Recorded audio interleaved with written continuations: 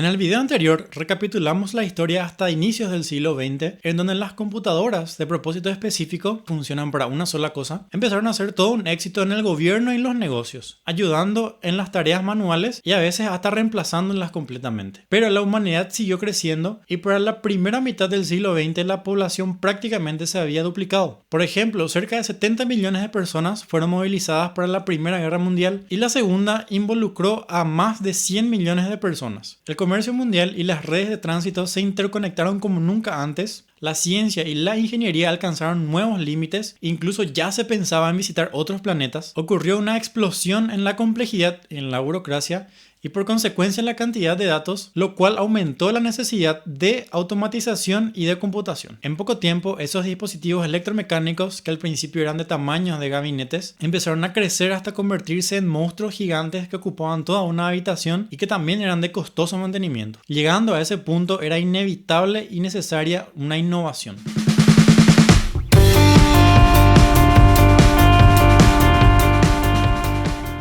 Una de las computadoras electromecánicas más grandes construidas es la Harvard Mark I, que fue construida por IBM en 1944 durante la Segunda Guerra Mundial para los aliados. Tenía 765.000 componentes, 80 kilómetros de cable, un eje de 15 metros que atravesaba toda la estructura para mantener en sincronía el dispositivo y utilizaba un motor de 5 caballos de fuerza. Uno de los usos que se le dio a esta máquina fue hacer simulaciones y cálculos para el proyecto Manhattan. Para los que no saben, el proyecto Manhattan es el proyecto que desarrolló la bomba atómica. La piedra angular de estas bestias electromecánicas era el relé, que es un interruptor mecánico controlado eléctricamente. Un relé está compuesto por una bobina. Una bobina no es más que un alambre de cobre aislado y enrollado, un brazo de hierro y dos contactos. El funcionamiento es el siguiente. Cuando una corriente eléctrica atraviesa la bobina, se genera un campo magnético. El campo magnético atrae al brazo metálico y luego, como este brazo metálico está conectado a los contactos, los une de esta manera cerrando el circuito. Podríamos comparar al relé con una canilla o grifo de agua en donde la bobina actuaría como perilla. Al activar la perilla o al girar la perilla, el agua cae. Y al cerrar, el agua se detiene. Sería el mismo caso, solo que en vez de agua trabajamos con electrones. Este circuito controlado puede estar conectado a otro circuito o a un motor eléctrico, y este motor eléctrico podría tener un engranaje que representa una suma, de la forma en que estudiamos en el video anterior. El problema con los relés es que el brazo de hierro que se encarga de conectar el circuito tiene masa. ¿Y qué significa que tenga masa? Que entra en juego la inercia. ¿Y qué es la inercia? La inercia es la oposición que presentan los cuerpos a cambiar su estado de movimiento. Esto significa que el cambio de estados entre abierto y cerrado del circuito va a tomar un pequeño tiempo. Un buen relé en 1940 tenía la capacidad de cambiar de estados unas 50 veces por segundo. Esto parece mucho, pero no es lo suficiente cuando se tienen que trabajar con problemas grandes y complejos. La Harvard Mark I podía hacer 3 sumas o restas por segundo, la multiplicación llevaba 6 segundos, la división 15 y las operaciones complejas o las funciones trigonométricas llevaban más de un minuto. El problema con los relés, aparte de la velocidad, es la vida útil. Cualquier componente que tenga partes móviles es más susceptible al daño por el uso y por el tiempo. Algunos componentes se averían completamente, otros se vuelven más lentos, en fin, no son confiables. Mientras más relés existan, mayor es la posibilidad de avería. Por ejemplo, la Harvard Mark I tenía aproximadamente 3.500 relés. Esto provocaba que por pura estadística fallase un relé al día. Y ya se puede ver el problema cuando se tenían que hacer cálculos complejos que llevaban varios días. Aparte de todo esto, había un problema más. Como eran máquinas inmensas, oscuras y calientes, atraían insectos. En septiembre de 1947, y después de investigar fallos en la Harvard Mark I, los operadores de esta sacaron una polilla muerta de uno de los relés de la máquina. Entonces, Gray Hooper, que fue una científica de computación que trabajó en las Mark, dijo: desde entonces, cuando algo salía mal con una computadora, decíamos que tenían bichos. Y fue así como nació el término bug para referirse a los errores de las computadoras o de programación. Llegado a ese momento, era más que obvio que se necesitaba una alternativa más rápida y confiable que los relés. Por fortuna, esa alternativa ya existía. En 1904, un físico inglés llamado John Ambrose Fleming desarrolló un nuevo componente eléctrico llamado válvula termoiónica. La válvula termoiónica está formada por un filamento y 2 electrodos que están situados dentro de un bulbo de cristal sellado. Cuando el filamento se enciende y se calienta, permite el flujo de electrones desde el ánodo hacia el cátodo. Este proceso es llamado emisión termoiónica y permite el flujo de la corriente en una sola dirección, lo cual hoy es conocido como diodo. Sin embargo, lo que se necesitaba era un interruptor eléctrico. Afortunadamente, un poco después, en 1906, el inventor americano Lee de Forest agregó un tercer electrodo llamado electrodo de control. El electrodo de control estaba situado entre el ánodo y el cátodo del diseño de Fleming.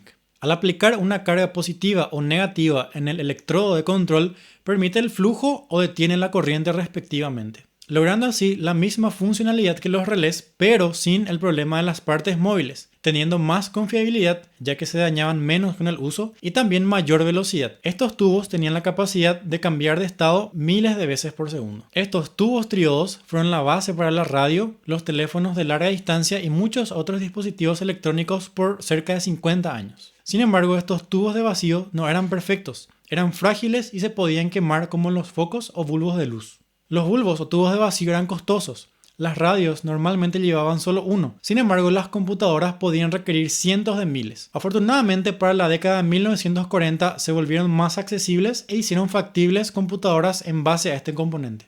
Accesibles al menos para las personas con bolsillos profundos como los gobiernos. El hecho de reemplazar a los relés por los tubos de vacío supuso el hito que dejó atrás a las computadoras electromecánicas e inició la era de las computadoras electrónicas. El primer uso a gran escala de los tubos de vacío en la computación fue en la Colossus Mark I, diseñada por el ingeniero Tommy Flowers, que fue finalizada en diciembre de 1943. Colossus fue instalada en el Parque Bletchley en Reino Unido y ayudaba a decodificar las comunicaciones nazis. 2 años antes, Alan Turing había creado en el mismo lugar un dispositivo electromecánico llamado The Bomb, que fue diseñado para descifrar el código enigma nazi. Pero técnicamente The Bomb no era una computadora y más adelante vamos a hablar de Alan Turing. La primera versión de Colossus tenía 1600 tubos de vacío y en total se construyeron 10 Colossus para ayudar en la decodificación. Colossus es conocida como la primera computadora electrónica programable. La configuración o programación de la computadora se realizaba mediante la conexión de cientos de cables en un tablero, similar a los antiguos tableros de conmutación de los teléfonos. Luego de Colossus vino la ENIAC, siglas de Calculadora e Integradora Numérica Electrónica, que fue construida en 1946 en la Universidad de Pensilvania. Fue diseñada por John Mauchly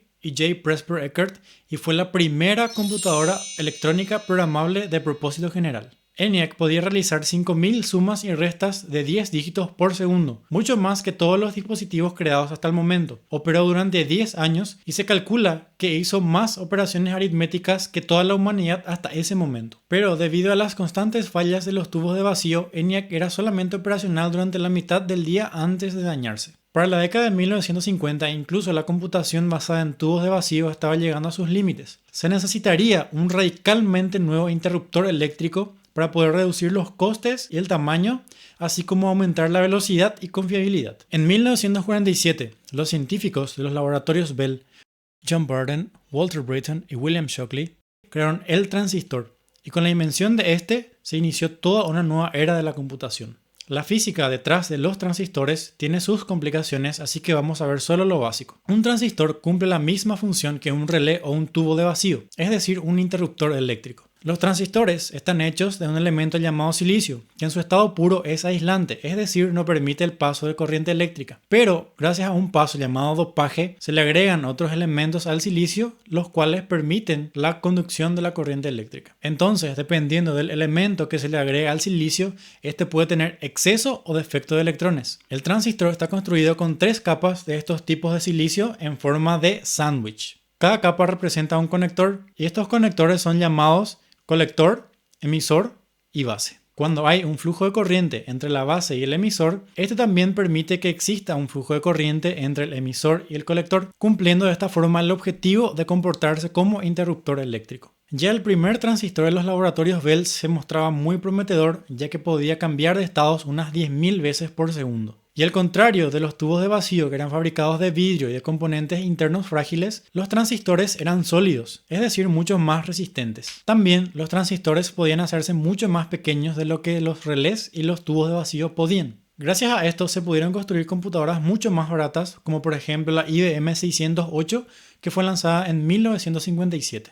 La primera computadora disponible comercialmente, basada enteramente en transistores, podía realizar cerca de 4500 sumas, 80 divisiones o multiplicaciones por segundo. IBM empezó a usar transistores en todos sus productos, acercando de esta forma las computadoras a las oficinas y a los hogares. Hoy en día los transistores utilizados en las computadoras tienen un tamaño menor a 50 nanómetros. Como referencia, el ancho de una hoja de papel es de 100.000 nanómetros. Y no solo son diminutos, también son muy rápidos. Pueden cambiar de estado millones de veces por segundo y pueden funcionar por décadas. Ya hablamos de los relés, los tubos de vacío, los transistores. Ya podemos apagar y encender la corriente muy rápidamente. Pero, ¿qué tiene que ver cómo hacemos los cálculos si no tenemos motores ni engranajes? Bueno, eso lo veremos en el próximo video.